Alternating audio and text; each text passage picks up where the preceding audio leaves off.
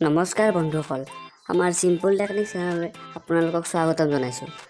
আজি আমি লকডাউনৰ সময়তে বনোৱা এখন মিনি ব্ৰইলাৰ ফাৰ্মৰ ভিডিঅ' আপোনালোকক দেখাবলৈ চেষ্টা কৰিম। ভিডিঅ'টো আৰম্ভ কৰাৰ আগতে আপোনালোকক কওঁ যে আমি এই চিম্পল টেকনিক চেনেলত বিভিন্ন ধৰণৰ ভিডিঅ' আপলোড দি থাকোঁ। আমি ইউটিউবত আপলোড কৰা সকলোবোৰ ভিডিঅ' আপোনালোকলৈ প্ৰথমে যাবলৈ আপুনি আমাৰ চেনেলটো ছাবস্ক্ৰাইব কৰক।